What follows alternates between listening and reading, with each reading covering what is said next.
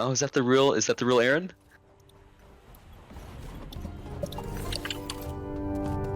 Because there's no 9x, there's no 3x3 grid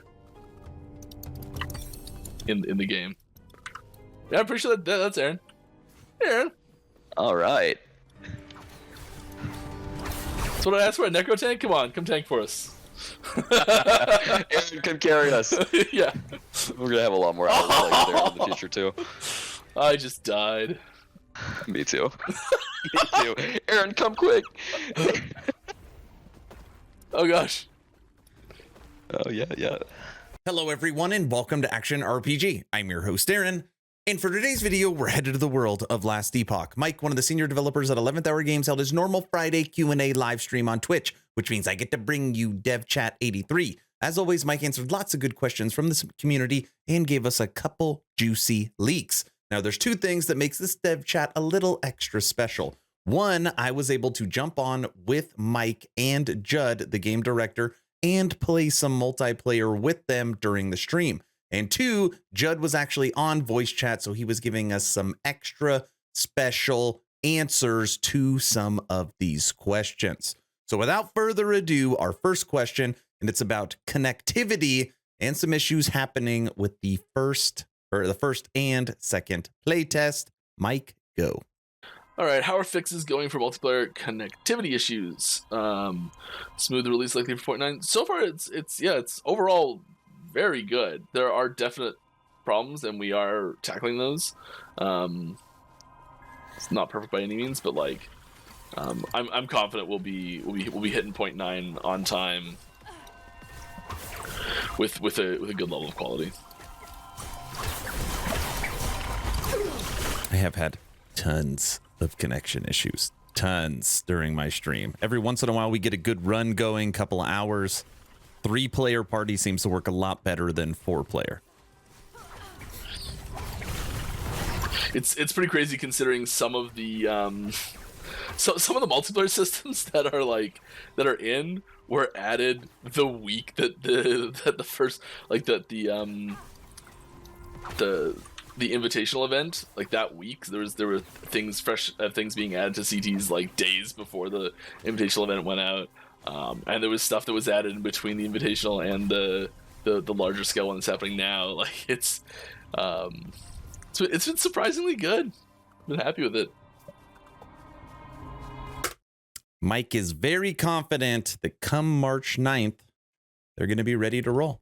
There you go. That's your answer. This next question, without exaggeration, I've seen hundreds of times inside of the general chat for the first two events.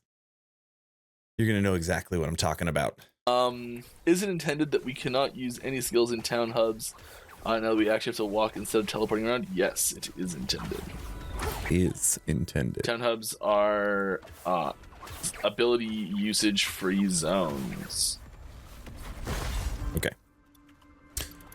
And that's all he says on that question. Now, a couple of things. One's a little bit annoying as a kind of necro main. When you go to town, all your minions go away and then you have to recast them. No big deal. But the big one people want, leave it exactly how it is. Just add in town portals. Nobody can understand why you can't portal back and forth from town. That has to be re-added. You got to put that in. The staple for ARPGs. Now, this next question is from me, and if you've been a part of the community for a while, you're not going to be surprised. Here's they want stuff from you. Hey, Judd, when are we getting that passive reset button? We talking about the passive respecs and not having to do them individually? Oh yeah. Did we implement the yes, the ability to just press the enter key? Yes, we definitely did that. Oh, Lone Star McFluffin! Oh, Lone Star! Thank you very much. And a reset for 21 months in a row. That's a big number. Welcome. Hold on. Glad to have you here for sure. Let me pause for just a second. At one point, and yes, this was an extremely long time ago, Judd was in one of my live streams, and I asked him about the passive reset button, and he said yes, which means he didn't say when, but I know at some point it's going to come. But continue to listen to this. McFluffin, you want to hop in a party with us? We got one more spot. Yeah. Hang tight. The overall passive respec button, I would say that is probably pretty low on the list at the moment, if I'm being realistic. Well, so first off, we do have that button internally already. So all it is exposing a function to a UI. So the barrier to put this in is super duper low. Who's feeling leaky now, Mike? I've told him that's not new info. That's not new info. Hold on. First off, that's new info for me. I've watched, this is devchat 83. I've watched every single one of those. I've never heard that there's an internal reset passive button, which means EHG literally already has it. They just haven't implemented it for the players. And by the way, once Mike said that, well, you know, we already have a button that we use. The chat just started, what? It's confirmed. It's there. Button. We want Mike's tech. Oh man, the chat just exploded after Mike's response. Very common question, offline mode. Offline mode. 100% offline mode for 0.9. It was unknown at the time if it was 0.9 or a 1.0 feature. Curious if that is known yet. Which feature? Pure offline mode. Like pure offline. Don't even have to have Steam on. I see. So we're working towards a more pure offline build here. We will be releasing offline with services with 0.9, so we do expect that you'll be able to like use the chat feature and stuff like that. But it's actually just a little bit of work to decouple those things, and it hasn't hit the top of the priority stack yet. So 0.9 will launch with a somewhat offline feature. It'll be very similar to what you guys are experiencing on live though. Yeah, we'll have basically the same offline mode that's already there. Mm-hmm. And then the other one still is in the pipe. Perfect. In my opinion, the coolest leak of the stream. Check this out. It's like a full screen one because I'm just hiding myself completely. Here we go. Boom. Little. It's just concept art. No one seems to like those. Holy smokes. Okay, I'm going to pause this right here. Then I'm going to let Judd do some explaining. First off, this looks awesome. This is obviously the Falcon for the new Falconer class that is coming for 1.0. And they literally gave it armor. So you see it's like little talons. You see its face. You see its wings and the concept art up here. Now, interestingly enough, I always wondered, like, what is the size of this Falcon going to be? Is it going to be like a storm crow, or how's it going to work? And you will notice here that here's the size of the rogue. Here is the size of the Falcon flying. It's literally half the size, if not larger. It's a big bird. All right, listen to Judd. So this is funny. We've gone through and we've updated a ton of models, and you guys will see plenty of those with the 0.9 release. A lot of these are not even available in this multiplayer build right now, as we're replacing a lot of enemies, but those will be available for 0.9. So with the Falcon, we actually did 3D model the Falcon and animate it and everything like that, but that was a while ago when we were testing out some initial skills with the Falcon. Now that we have progressed a little bit, we've gone back and we're revamping all of the Beastmaster pets, and they look super cool. And the Falcon is kind of in that same vein as a pet. So we're updating the Falcon, and this is the new concept art that we're going to be modeling this off of in the very near future. Very happy with this one. This one's kind of hot off the press. Yeah. And so this is also one that the team is really excited about developing cosmetic skins for. So if there's any type of Falcon cosmetic skins that you guys want to see, we'd love to hear it. And everybody always goes to we need a phoenix and stuff like that, which will absolutely happen. That's the first one that always gets suggested. Absolutely gonna have a phoenix cosmetic skin for this. America bald eagle, I like that. Okay. If I can turn my Falcon to an American bald eagle and then make the armor red, white, and blue, that's going to be my new main forever, because it'll be so awesome. Now, if you've ever watched me play Last Epoch, you probably know I take my stash organization very seriously. I want all the uniques there. I want them in order by level. I want to switch them out based upon legendary potential. I want all the sets together. I want all the marksman stuff there and all the necro there and the exalts. I take it very seriously. That's why I loved this next question. Stash tabs. How do you feel about players needing to set up their stash tabs every cycle? That's a good question. Great question. I think it's important. Great question. Because they're purchased with an in-game resource. I think it's important that they're being repurchased every cycle. Setting up the configuration of those every time I can see being tedious, and like, I don't know, having some sort of like way to like save configurations. Like your first stash tab is always like this, and your second stash tab is always like this, and then when you buy your second stash tab, it just like auto configures it like your second stash tab defaults or something. That would be cool, and that can be stored client side, so it's not a big deal. I don't know. It's definitely interesting, but I think it needs to be at least a little bit reconfigurable every single time because they're purchased with an in-game currency. Being able to save my loot filter, I'd honestly rather remake the loot filter and not have to reset up my stash tabs. Obviously, I'd like them both to just transfer over. It would be awesome if like I could transfer over my stash tabs, but they're like, you know, grayed out or they're not as bright. And then when you click on it to repurchase it, it pops and now I know I can use it. That is an awesome quality of life. I love it. Now, how I want to conclude devchat 83 is kind of a string of a couple times that trade was brought up during the stream. Obviously, hot topic right now, especially with the trade survey. So what I'm going to do is get out of here and I'm going to let you hear Mike and Judd talk about trade and kind of their thought behind it. Judd, thank you for joining the stream. Mike, thank you for letting me play with you. It was a really good time. Enjoy some trade talk. Will you guys add trade? We're still digesting information from the survey that we're going to send out, if we want to or not, what that's going to look like, and right now we're trying to get as much feedback as possible. We have the entire design team spending a lot of time reading all the comments across our forums and Reddit and all of our other social media. And you know, trade is a very divisive topic. We knew that going into it, so there are definitely still conversations going on about trade. We're not ready to commit to saying that anything is going to change or anything like that yet, but there is a lot of conversation going on and a lot of ideation going on. So it's always fun if you guys have ideas for trade. We do love to read those, and that's what I'll say is we're still discussing, still ideas.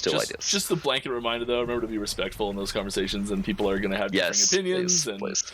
If someone's not being respectful, try not to meet them at that same point. Try and just drive the conversation to being more respectful, and you know, like whenever I see suggestions that are like well worded and are not overly aggressive, I take them much more seriously.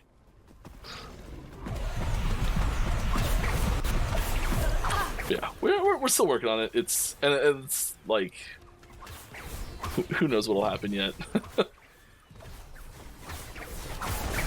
Ideally, we find something that is inclusive to more spectrums of the player base.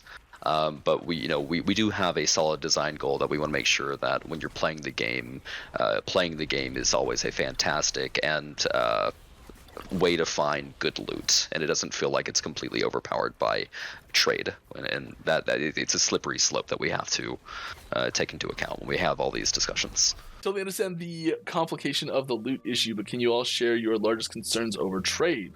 Like, what is the nightmare scenario? The nightmare scenario is just that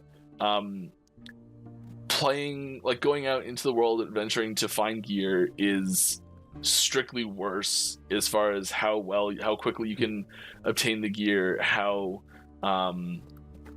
like if you're gonna do any sort of competition whatsoever, or any sort of like trying to be powerful in the game, that the clear and obvious way to do that is by always just going to the shop and buying whatever piece of gear you want, and you're basically ignoring almost all the drops you get, except for a very select few mega drops, and other than that, you're just like, it doesn't matter what drops. If one of these mega drops drops, great, I'll pick it up and sell it. But other than that, I'm basically just going to the shop and buying everything all the time for all players. And I think it's important to note that this is that's the nightmare scenario, and I used a lot of terms that are really extreme in that. I say like always and for all players, and it's just like it's getting to that extreme that's like the nightmare scenario. I don't know if you want to. I mean, when you have a larger, like a global economy and there's no restrictions, it just very quickly becomes when there's so much access to great gear from the economy that it would be silly not to go and get your gear that way, which means that when you play the game, the likelihood that you find upgrades for your gear is extremely small. And we want to mitigate that, but there definitely are design goals that we would have if we were to implement trade in some manner. Even when we're brainstorming right now internally, open trade, like a completely open trade economy, is not really something that we're discussing. But there may be ways that we can do things like give items external value and have some way to exchange things that makes good sense for the way the last epoch is designed. But again, we're still in discussions about it. We're listening to everybody. There's plenty of people that have some very interesting suggestions that do make their way internal, and we do have conversations on those. So. Yeah, the conversation's not over. It never was over. That's something I think that's really important to note as well. Is that it's not like the conversation stopped and then something happened and we reopened the conversation. No, the conversation just never stopped. Yeah, I think maybe the way that we worded that item gifting post made it feel more final than we intended it to. Yeah. Because item gifting initially was like, this is something that we can get in for 0.9, so people that are playing with each other can exchange items. With that, the scope wasn't all too large, and we could actually get in. Yeah. But I'm nervous to even talk about it that much because I don't, it's there's still just a lot of discussions that we need to have internally. Yep. And they're happening every day. A lot, yes. and after hours, our evenings are for some of us, our evenings are trade discussions right now. Would it be better to treat it like PoE and make leagues with one with trade and one without trade? Yeah, so ideally, and this is a topic that was coming from the forums a little bit here. Ideally, if we're going to introduce a trade system, in a perfect world, if we're talking rainbows and butterflies and everything's perfect, whatever system gets introduced for trade, it wouldn't have a player base split associated with it. So people who were who were wanting to play in a trade environment and people who were wanting to play outside of a trade environment would still be able to physically play together, and having it be a hard separated environment like that wouldn't be ideal. It might be what needs to happen if we're gonna do something like that. Who knows yet? But ideally, there'd be there wouldn't be a player-based segregation completely as far as who can play with who. Because maybe you really like trade and your friend really doesn't, but you still want to be able to play together. I have a lot of thoughts on that. I don't want to dive into that too deep though. Yeah, I'm really just talking like purely hypothetical. In a perfect world, yeah. What if you could wave your magic wand and have something happen? That would be an ideal element to it. Definitely not saying that's possible. That's one of the issues with just saying, okay, there's two games. That's basically what it is. Mm-hmm.